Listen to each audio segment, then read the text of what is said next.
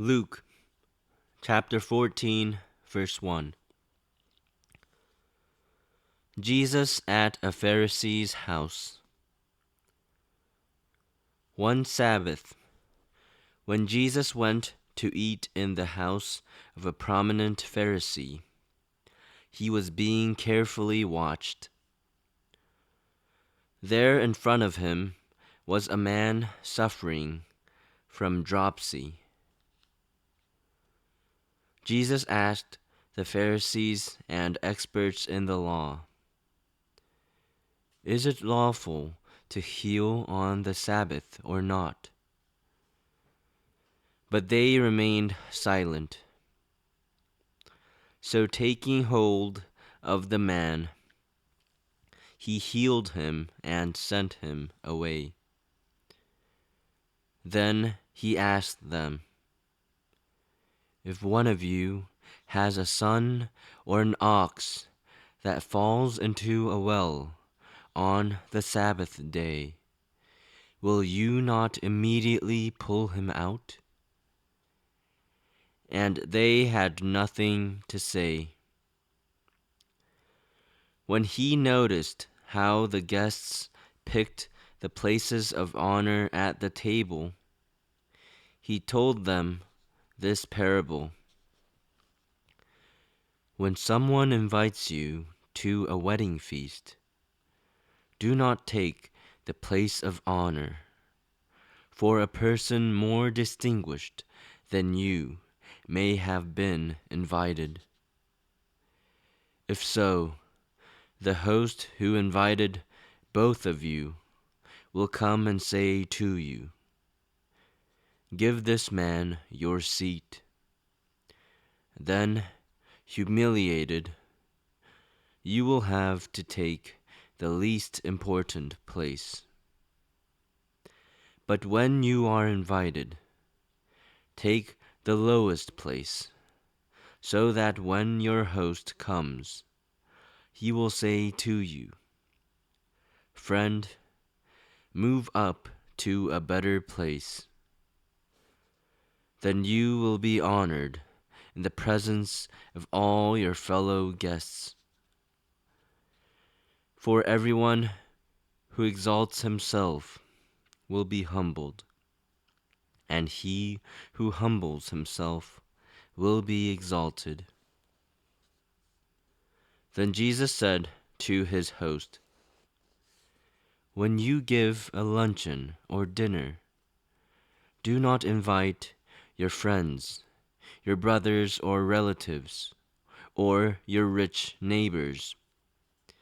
If you do, they may invite you back, and so you will be repaid. But when you give a banquet, invite the poor, the crippled, the lame, the blind, and you will be blessed. Although they cannot repay you, you will be repaid at the resurrection of the righteous." The parable of the great banquet. When one of those at the table with him heard this, he said to Jesus, "Blessed is the man who will eat at the feast in the kingdom of God." Jesus replied, "A certain man was preparing a great banquet and invited many guests. At the time of the banquet, he sent his servant to tell those who had been invited, 'Come, for everything is now ready.' But they all alike began to make excuses. The first said, 'I have just bought a field, and I must go and see it. Please excuse me.' Another said, 'I have just bought 5 yoke of oxen, and I'm on my way to try them out. please excuse me." Still another said, "I just got married, so I can't come." The servant came back and reported this to his master. Then the owner of the house became angry and ordered his servant, "Go out quickly into the streets and alleys of the town and bring in the poor, the crippled, the blind, and the lame." "Sir," the servant said, "what you ordered has been done, but there is still room." Then the master told his servant, "Go out to the roads and country lanes, and make them come in, so that my house will be full. I tell you, not one of those men who were invited will get a taste of my banquet." The cost of being a disciple.